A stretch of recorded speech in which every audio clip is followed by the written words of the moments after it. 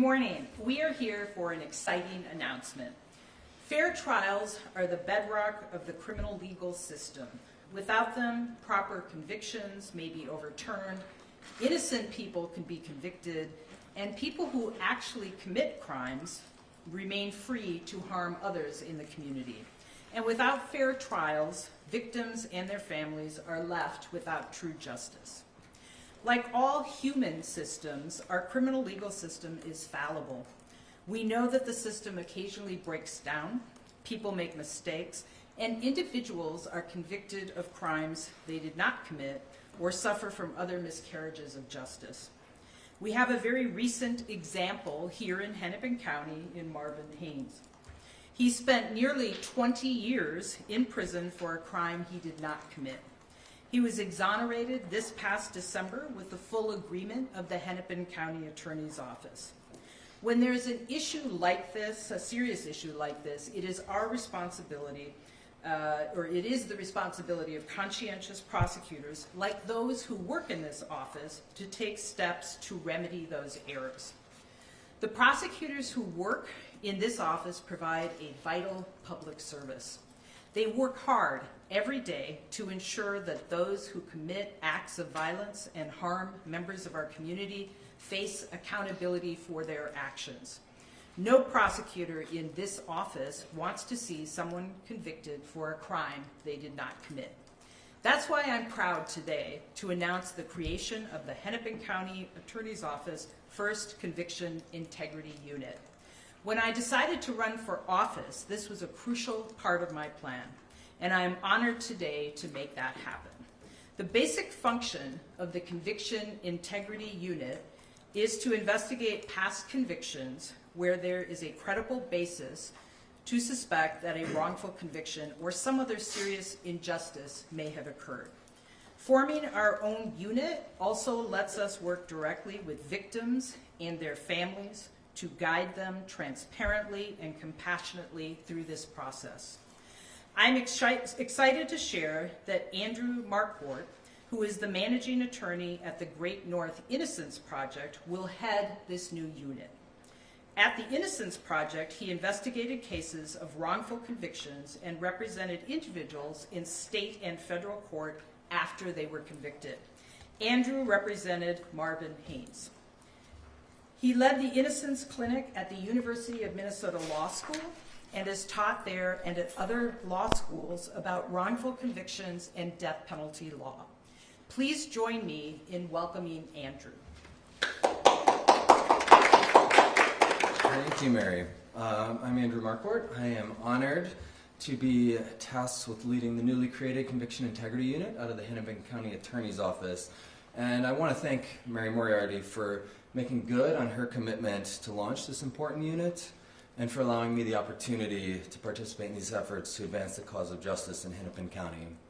Now, our system affords prosecutors with a tremendous amount of power over individuals' lives and a great deal of discretion over how to wield that power. With this unit, it presents an opportunity to direct that power toward remedying injustices in ways that simply aren't feasible from outside the government.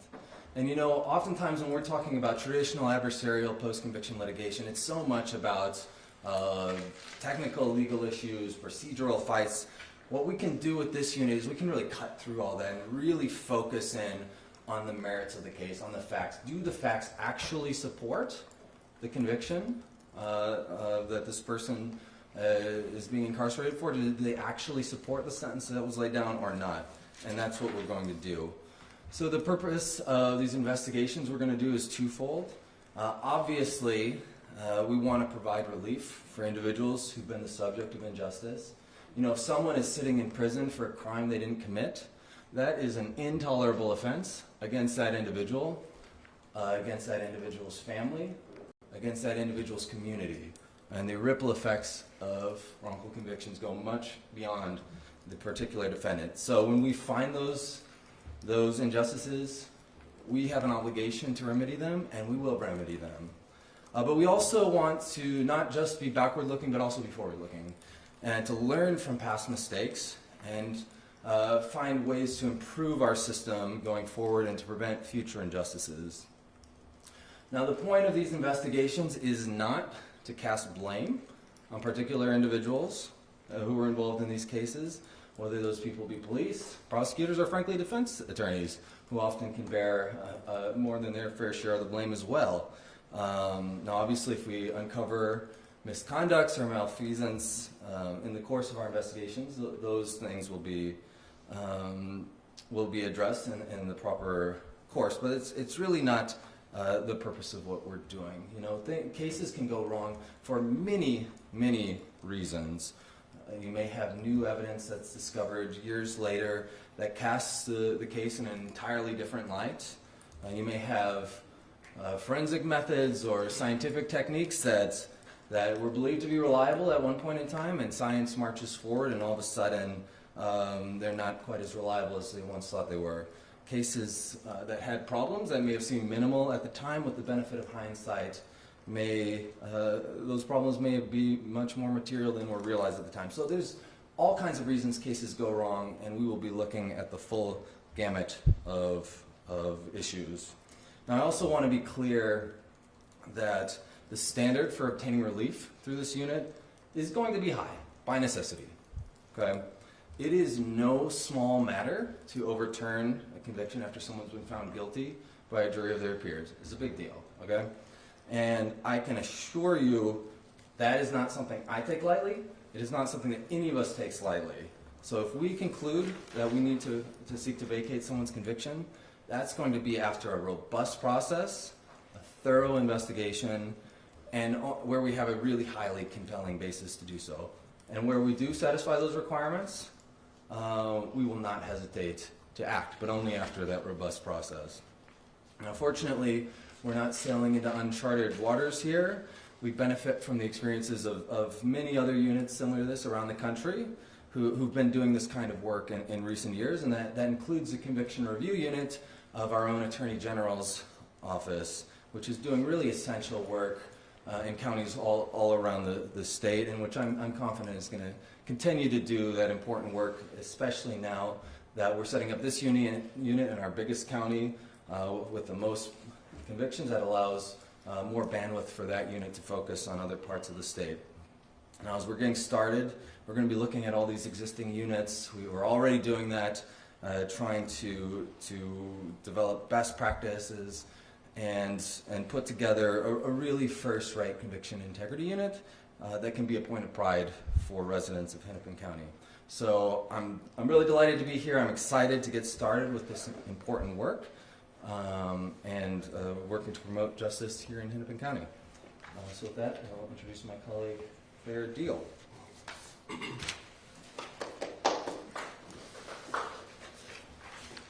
Thank you, Andrew. Good morning. I'm Claire Deagle, and I head the Hennepin County Attorney's Office's Division of Professional Standards, and that division will house this unit.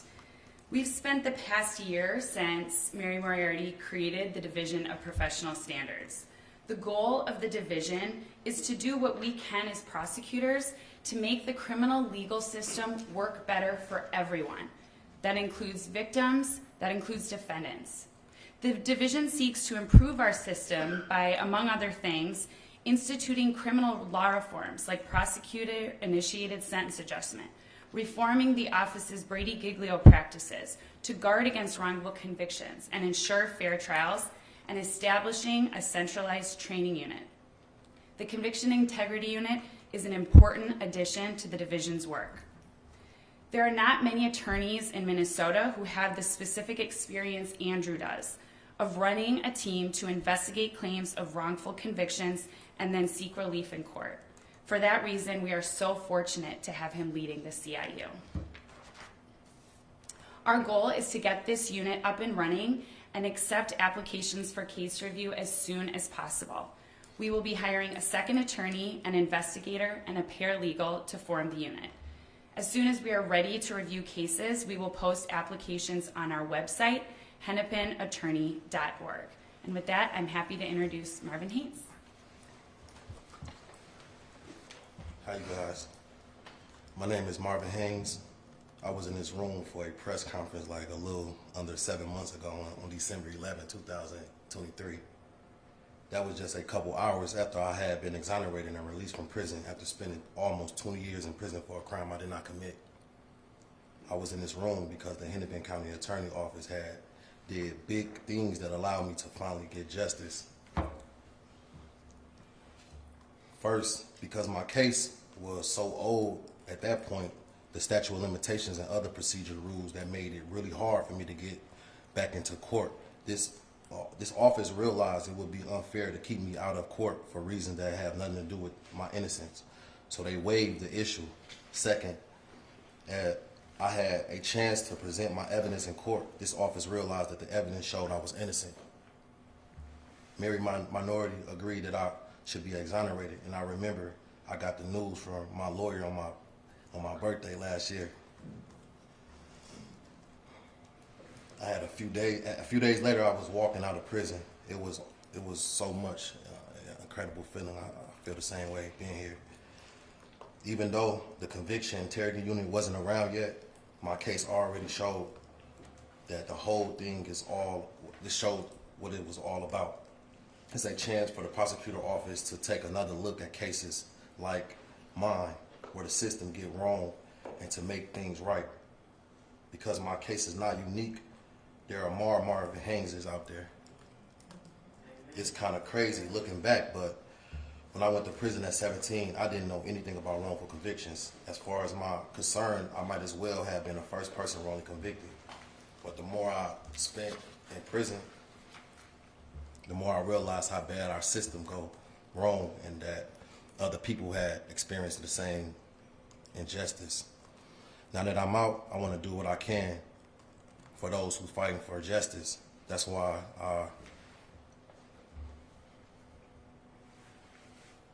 I was at the legislature this spring testifying in support of my bill to make it easy for people to get back into court with new evidence. That's also why I am happy to be here today supporting this efforts in the CRU. If something like this existed years ago, maybe I would have gotten justice sooner. But I'm glad it exists now because I know it's going to be helpful to so many other people that's wrongly convicted. But I just want to say some other words too. Like, I appreciate this unit being started. It's going to help so many different individuals that's incarcerated that I was personally in jail with, you know. So that was actually innocent, that ain't got justice due to the statute of limitations. So I'm just glad that Mary and her unit is creating this because it's going to help so many people. And then Andrew is going to be running it. So it's going to be a major deal. And I just appreciate everybody for supporting me.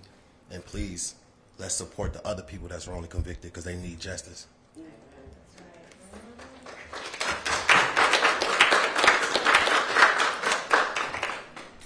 I wanted to say that the bill Marvin testified about did pass.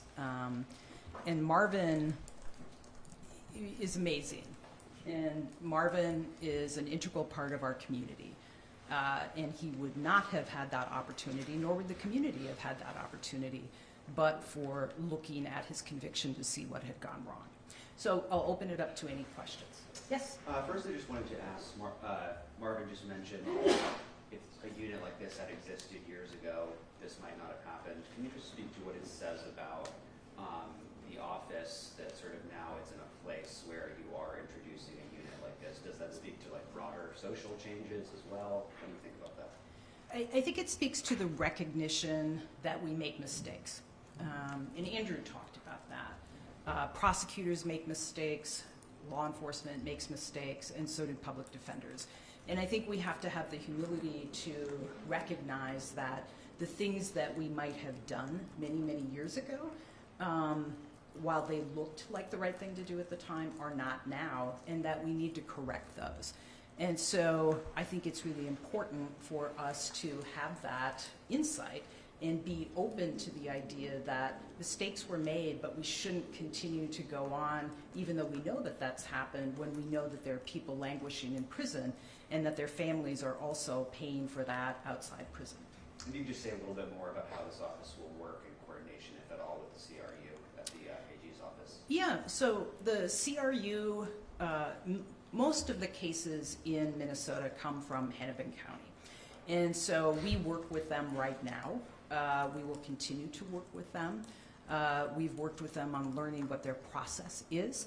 That cooperation will continue. But as Andrew said, it will allow the conviction review, or the Attorney General's team, to look at cases throughout Minnesota while we focus on cases that are in Hennepin County. We have direct access to our files, and so we believe we can make this process quicker, although it's never going to be quick. But because we're only reviewing our cases and we have access to everything that we need, we should be much more efficient, and that does free up the AG's office to look at the cases from the rest of Minnesota. I got a question for Andrew. Everybody's cases is not like Marvin's. A lot of people's cases are based on testimony from other felons. How do you approach that? Because Marvin was based on eyewitness testimony with the blind or whatever the case would be. A lot of people's cases are not like Marvin's. So the question is, if people just like get on the stand and testify and say that he did this, he did that, what is your approach for the CIR unit to go about that? Yeah, if you don't mind, because I know what you're talking about here. So you're talking about informants. Informants, yes. correct. So historically, one thing the office has done is at times rely on people already in the system who have something to lose or something to gain by giving information about somebody else. We do not do that. We don't use informants anymore at the office because we understand when you put a person in a situation where you're offering them money or you're offering a substantial cut on their sentence to cooperate with us, that creates a very huge incentive for that person to testify in a way that actually isn't consistent with what happened. And so we don't do that anymore. I do think your point about the fact that the office did do that in the past is an important issue for us to look at. What the Conviction Integrity Unit does do is to look at the entire file. And this is an important distinction here. Our courts of appeals and our Minnesota Supreme Court, when they review a case, are only reviewing the paper or the transcript from the trial. There's much more information in there. There's much more information in the file. And so sometimes our appellate courts will affirm a conviction and they just don't have the access to all the information that's in the file, which we will have. So yes, we will go back and we will look at everything in the file to see if there's something in there that meant that this person did not receive a fair trial or that they're innocent. And I should also say, we will be looking at cases where a person did not receive a fair trial. That doesn't necessarily mean that they're innocent, but that means that they did not get a fair trial and perhaps we need to retry it. So we will be looking at all of those issues. Thank you for that question. Any other questions? Marvin, I'd love to know what you've been up to since December and how life has changed for you. Man, life has been so beautiful. I've been just growing every day. I'm working. That's the majority of my time go to work, honestly. I got to pay my bills. So, I mean, but in my free time, I go do a lot of different things. Yesterday, I just went, I was actually on the lake. I have fun. So I just been doing new things every day, every weekend and stuff, trying as often as I can, but I be working majority of my time. But like I said, I just been enjoying my life and just making up for the 20 years that I was incarcerated. So, yeah. A lot of family time? Yeah, it is a lot of family time. I mean, unfortunately, my mom is going through a situation, and that's kind of like one of the hardest things that I got to experience, and knowing that it reminds me every day of what I've been through, because my mom can't speak. So that's hard, not having that support or having that guidance from your mother. You know, I was just crazy because I moved into my own place, and it's crazy because my mom can't even come help me decorate it, you know what I'm saying, or even see what it looked like because her conditions. But I'm just blessed to be able to be with her and talk to her. But it's a hard experience knowing that, but for the most part, I'm happy to be free. And having your own place is a big deal. Yeah, for sure, absolutely. Just everything, all my accomplishments. It's just been amazing to know that I was just in a cell. Now that I'm I got my own place. I got everything going for myself. So it's amazing. And hopefully this unit will help other people's, get their life back, because it's hard in that place. So, yeah.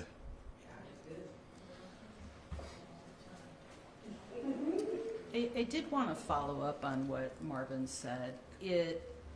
What we intend to do also is learn from our mistakes of the past. Obviously, Marvin was released, but he doesn't get his 19 years back. He doesn't get that 19 years with his mom, or his sister, his family. The community doesn't get that time back with him. And so it's important to look back, but it's also important to learn from the mistakes of the past. And that is one of the things we intend to do. Like, how did we get to this place where a wrongful conviction happened? And what can we do in the office to try to ensure that it doesn't happen again? Any other? Yes. Kind of how it works with the new unit, looking at cases going forward or looking at cases going back? Cases going back. Is that so? In the past, whatever, 2, Yes. 3, 5 years. Just Well- kind of how does it play out? How does it work? Yeah, so I think Claire mentioned we're in the process of building out that process. We will have an application. We'll make that available to those who are incarcerated right now. And we will be looking at cases going, if somebody's in prison, we'll be open to looking at that case. Do you have Yes. a ballpark of the amount of people that could be in prison, like with unlawful convictions, or do you have some number that you think you might be able to reach? Like, In terms of reach, as I said, we want to make the process available to everyone. That doesn't mean that everyone in prison has been wrongfully convicted. And so we want the process to be available. I don't think we have a good sense of how many people might be there who were wrongfully convicted and innocent. I have a feeling we'll probably see more cases where we can't conclude that a person is innocent, but we can conclude that there were some pretty serious violations that might necessitate a new trial. So we're open-minded about what we're going to see, but we're going to make it very accessible to anybody who wants to apply. I have one more question. Pappy McKenzie, he did 30 years. Well, back when he got sentenced, it was life, which was 30 years. He completed his 30-year sentence. He's still incarcerated to this day in Stillwater. Will he be allowed to apply for this program, or is that solely on the commissioner to give him relief? Oh, so on conviction integrity, anybody who is in prison can apply. This isn't a program dependent on the commissioner. It's also, and I know this gets confusing, the legislature last session before last, gave us prosecutor-initiated sentencing adjustment. That's very different. So conviction integrity is really about those who are in prison who want to apply to our office to have their conviction looked at. And then that's the work that Andrew and the rest of the team will be doing. Are there going to be priorities based on actual claims of innocent? And then, like Tony, my partner, said that in Pappy McKenzie's case, he served all of his time. And then we have another guy who did 51 years, and he's still sitting in prison, but he served all of his time. And so those folks in particular who have served their time, but the DOC don't want to let them out, they will be eligible to apply for this interrogation unit? So, Or is it based off of integrity unit? Integrity. Or is it solely based off of yeah. procedural stuff? If somebody is in prison and they are saying that they were wrongfully convicted, they can apply to our office. And then in terms of priorities, I think that's going to So be... they're not wrongfully incarcerated. You spoke on folks who may not be wrongfully incarcerated, but they have other things in their case. Is that correct? Or do a person have to have an actual claim of innocence? That's kind of... Well, when they apply, they should have an actual claim of innocence. Okay. What we will look at is what kind of trial they received and whether there is indication that they were innocent. Okay. That's why I said there will be some people who perhaps did not have a fair trial, but they are also innocent. those are the kinds of cases where people would get relief because they've been wrongfully incarcerated and they are innocent. Relief meaning we will petition the court. Other people may have, let's say they got ineffective assistance of counsel. Their defense lawyer just didn't do a great job. Simply having a lawyer who doesn't do a great job does not mean that you are innocent. Yes. Okay? So there may be some cases where your lawyer didn't do a great job, but we can't say that the person is innocent. So we will look at whether there should be some other remedy there. Yep.